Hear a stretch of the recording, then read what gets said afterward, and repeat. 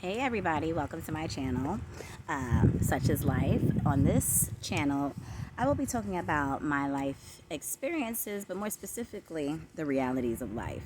So the first video that I have for you all is the pros and cons of living in Central Florida. Now, I have had what I will call the luxury of living back and forth. I'm originally from Queens, New York, and have been back and forth between Central Florida and New York my entire life. But New York is definitely home. I have two sets of grandparents that had moved down here back in the 80s. So I am pretty familiar with Florida, but I have been going a long time as well. So let's get to it. Let's start with the pros and cons. So on this particular card here that I have here, I started with my cons first. Okay, so one con of living in Central Florida. I don't know how much of a con it is for those who are going to move here and who are making a decent living. But the first one I have is homelessness. There is, I won't say a lot, but not as much as I've seen in St. Pete versus New York. It's different, right? So the homelessness situation out here, there's not a lot of shelters as there are in New York. A lot of homeless people will find a set of woods or trees and literally reside there, right? In tents, what have you. I've even seen them with their dogs, that sort of thing, which is unfortunate that there's not so much assistance with that. Okay. So then there is my next con, marijuana. Marijuana is not legal here in Florida, at least not for recreation. To my understanding, they do have, there are these cannabis shops, I forget what you call them, but I think it's medical only. So there's that. In New York now, you can smoke marijuana recreationally, and I think the max you can have is 3.5. Okay, there's that. Public transportation. Okay, public transportation. And when I'm talking about Central Florida, I'm talking more specifically about Osceola and Orange counties, right? So public transportation, you might see it more so in Orlando. It runs a little bit more frequently, if you will. I haven't taken the bus in quite a number of years, over a decade.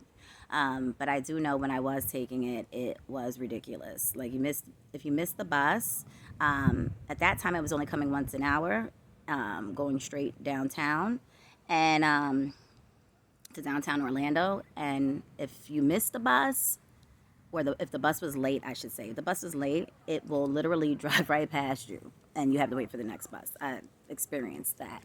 Also, there's so much traffic, depending on where you live, you might just want to get a bike of some sort or move somewhere that you can actually walk to your job, right? But I mean, it's you can actually do that in certain areas, but that's a whole nother topic for a whole nother video. Let's see, traffic. Okay, I don't know what it is, but the traffic here, people are slow. I don't know if it's the tourists. There are a lot of tourists, okay, in Osceola and Orange. We are near all of the theme parks. So you have people who don't know where they're going, and then you have people who do live here that for whatever reason, they don't really feel the need to get a move on when it comes to traffic, waiting at traffic lights. And that can be kind of crazy because it would seem as though they keep on allowing more people to come in. However, the streets are not built for so many people. I have to keep an eye on the time too, because since this is a new channel, I think I can only do up to 15 minutes. So I might have to make this into 2 videos. But yeah, so it's a little frustrating with the driving. Also, traffic is kind of crazy. I-4 is weird. People slow down to watch accidents and hold up traffic, even the back streets sometimes, and then you have the schools in the back streets, so it can be kind of crazy, especially if you're leaving in the morning. You might want to be aware of what time the school buses come by where you live, because that will hold you up as well. So there's that. And it seems as though, to me, everything takes like 30 minutes to get to, except for things that are very extremely local. But then there's even traffic there, all right? So there's that. Let's see. Beaches. Okay. In Central Florida, there is no local beach. I believe that the closest beach would be like Cocoa Beach or Daytona, and that's about an hour and some change away.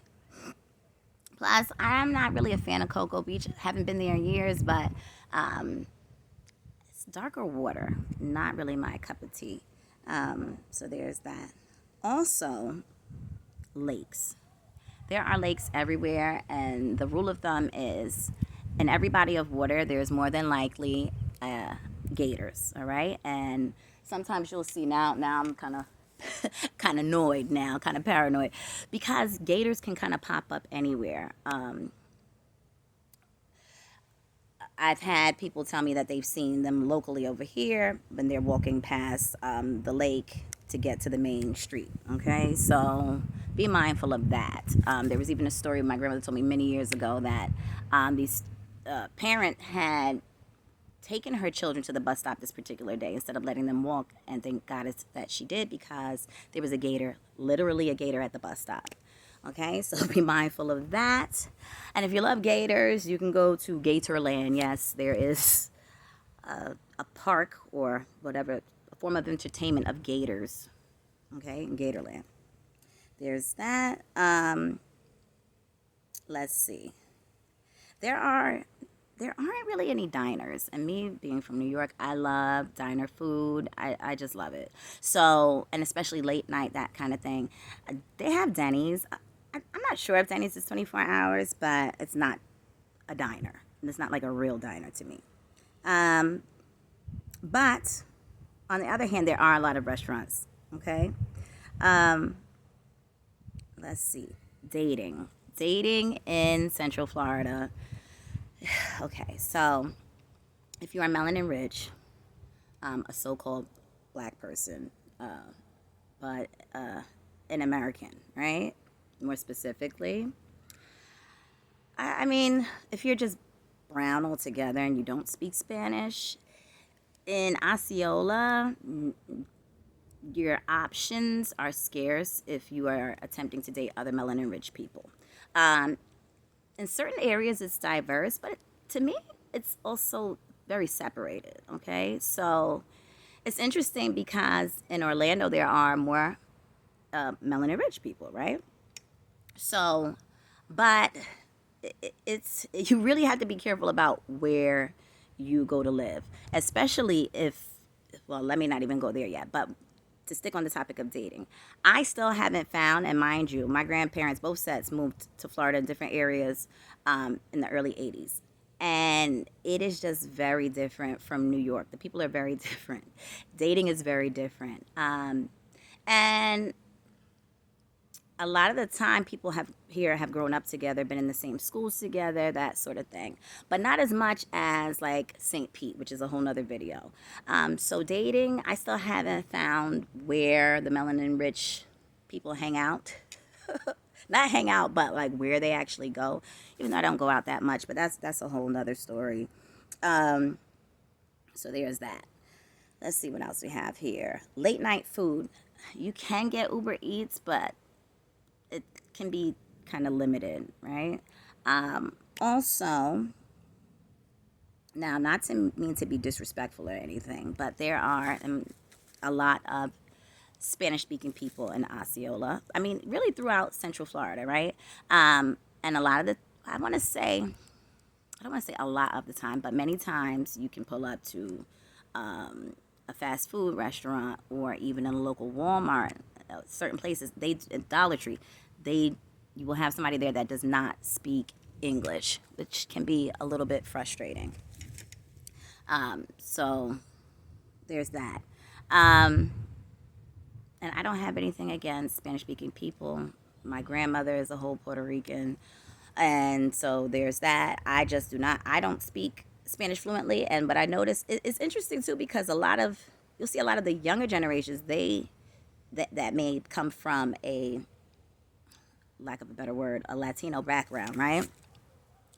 A lot of them don't speak Spanish, but I want to say kind of like half and half, because many of them don't speak Spanish, but it depends on where you're at, right? So, shopping here in Central Florida, okay, it has its pros and its cons, right? The cons, we're still on cons. The cons will be that it's a lot of redundance. Lots of Burlington Coat Factory, more specifically, lots of Rosses, lots of Burlingtons, Marshalls, and TJ Maxx is scattered through, but you don't see it as much. There's there's there's a few malls, what have you, and I'll go deeper into that in another video. But shopping can be kind of redundant, but then they do have outlets, which are pretty cool. You can find some deals, but to me, outlets are not like they were back in the days, when I was younger, where you could really get a lot of deals. Now, if you are melanin rich, and more specifically from up north, or you like to have certain hairstyles, it's kind of hard to find out here. So I go to Style Seat, and in fact, there is one young lady, Touched by T. She does amazing braids. She's in Orlando. Amazing, and she's fast. But you would go to Style Seat. And now I happen to find a barber, since I'm wearing my hair short, nearby, and there's tons of barbers, right? Another thing is Medicaid and food stamps. So if you're from up north, it's much easier, more specifically New York, it's much easier to get Medicaid and, depending on the circumstance, food stamps. Out here, it's much harder, and when you do get any assistance, they're more on top of things. It's not like New York where things can lag and you can kind of, still be making an increased income and still get your food stamps. Out here, they're on your body, right? So be very mindful of where you choose to live. And again, I'll be making separate videos regarding some of these topics. You want to be very careful, especially if you're moving from a place in which it may have been chaotic, or had a lot of crime or gang activity, that sort of thing. You want to be very careful about where you're moving in Orlando. Kissimmee too, but the main hood I know in Kissimmee is McLaren Circle, so you want to be mindful of that. I don't know how much, if at all, they've cleaned that up, but there's that. I made sure that I was nowhere near there, right? Depending on the age of your children, that sort of thing, and what type of children you have. And let's see, I have a lot of pros and cons. So I'm looking at the time here. So I'll do a couple more. Let's see. The court system is different here. Of course, all court systems have their own corruption, right? At times or often, and it's pretty challenging to get legal representation without paying out of pocket. You can go pro se, representing yourself. It's a huge challenge. I want to say across the board with the court system in Orange, Osceola, and Pinellas County, right?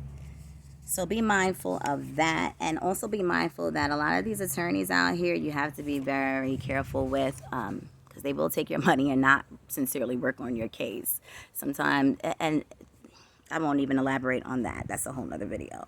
So let's see what else we have here. More cons. But I'm going to stop this video here and start another one. I'll be back with part 2.